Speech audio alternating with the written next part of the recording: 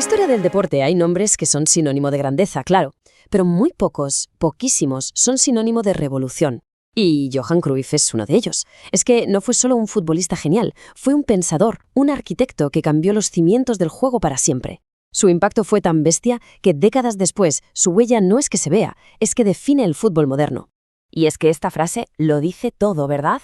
Para Cruyff, el fútbol no era solo cuestión de ganar, era el cómo se ganaba. Tenía que ser un espectáculo, una demostración de inteligencia y, por encima de todo, un compromiso absoluto, innegociable, con el ataque.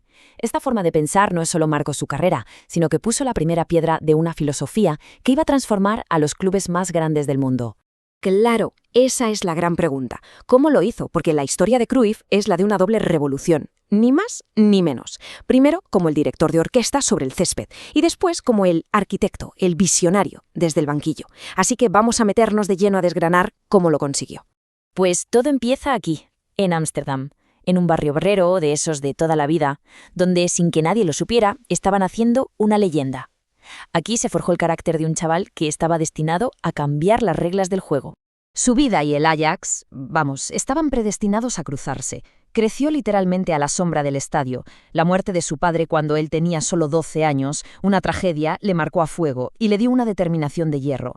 Y aquí viene un detalle clave. Su madre empezó a trabajar de limpiadora en el club, lo que le dio un acceso total al corazón del Ajax. No era solo un chaval de la cantera, era parte de la familia mucho antes de ese debut soñado, con solo 17 años y gol incluido, claro. Y entonces aparece él, Rinus Michels, el general.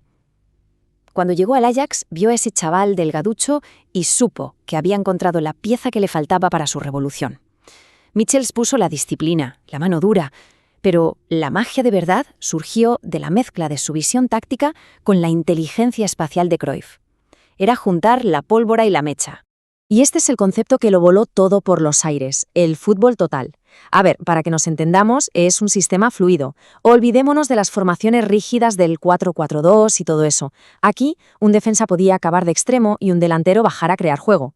El objetivo, volver loco al rival, crear superioridades por todo el campo. Y Cruyff, que en teoría era delantero, era el epicentro de este caos perfectamente organizado. Estaba por todas partes, leyendo el partido 2 segundos antes que el resto. Pitágoras con botas, es que el apodo es buenísimo. Y lo clava. Porque lo de Cruyff no era solo correr o driblar, no. Él veía el fútbol como si tuviera un mapa del campo en la cabeza. Veía ángulos, espacios y triángulos de pase que para los demás eran invisibles. Era sencillamente inteligencia pura en movimiento. Y claro, con todo esto, ¿qué pasó? Pues lo que tenía que pasar. Arrasaron. Una auténtica dinastía. 3 Copas de Europa seguidas. Y el Ajax no solo ganaba, es que enamoraba al mundo con su estilo.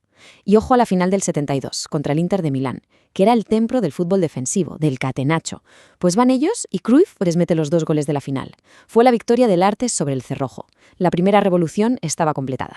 Pero la historia con el Ajax no acaba bien. Se entera de que lo están vendiendo al Real Madrid a sus espaldas y explota, se rebela y dice, sí, pues me voy al Barça. Su llegada a Cataluña en 1973, con el franquismo dando sus últimos coletazos, fue muchísimo más que un simple fichaje. El efecto fue, inmediato. Una locura. Mirad los datos. Coge un equipo hundido, que estaba por los suelos, coqueteando con el descenso, y ¡zas!, lo hace campeón de liga por primera vez en 14 años. Fue una inyección de autoestima brutal, un cambio de mentalidad radical. Y si había que ponerle la guinda al pastel, llegó este partido. 5-0, en febrero del 74, en el Santiago Bernabéu. El Barça no solo le ganó al Madrid, es que le dio un baño histórico.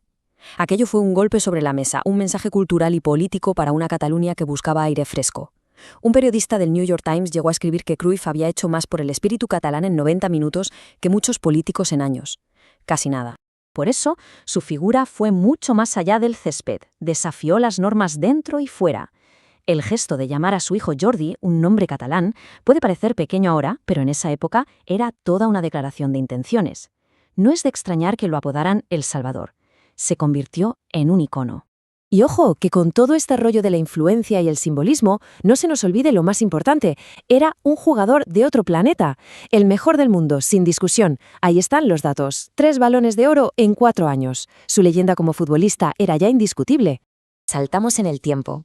Año 1988. Cruyff vuelve a casa, al Barça, pero esta vez al banquillo, y se encuentra un panorama desolador. Un club en ruinas, dividido, sin rumbo. Necesitaban algo más que un entrenador, necesitaban un líder. Y ahí empieza su segunda gran revolución. Y su plan fue una bomba. Cogió lo que ya sabía del fútbol total y le dio una vuelta de tuerca. Quitó un defensa, que en esa época era casi un sacrilegio, para poner un jugador más en el medio. La idea, simple, tener siempre el balón. Controlar el partido a través de la posesión. Su sistema se basaba en la inteligencia y la creación de espacios. Justo ahí, en ese momento, nació el ADN del Barça que conocemos hoy. Y si hay una frase que define al Cruyff entrenador es esta. Imaginad el momento, la final de la Copa de Europa en Wembley, la que el Barça nunca había ganado. La presión es máxima. ¿Y qué les dice él? Salid y disfrutad.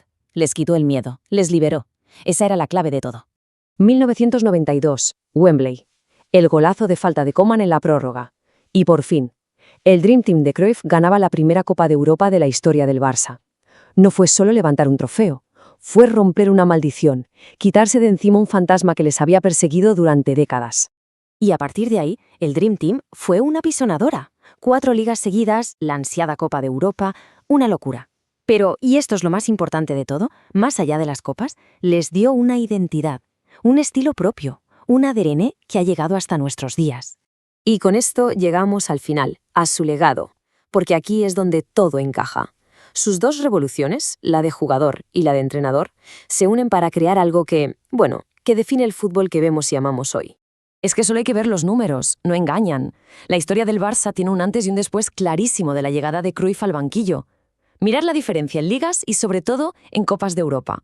Esto no es casualidad, es la consecuencia directa de su trabajo. Pero su huella va mucho más allá de un club. Remodeló la Masia para que todos los niños jugaran a lo mismo desde pequeños. Y de ahí, claro, salieron los Guardiolas, Xavi, Iniesta. Su famoso juego de posición es la semilla del tiki-taka, de los éxitos de la selección española o del City de Guardiola. Y sobre todo nos dejó una idea grabada a fuego. El fútbol, para ser grande, tiene que ser valiente y tiene que ser bonito. Así que nos quedamos con esta reflexión.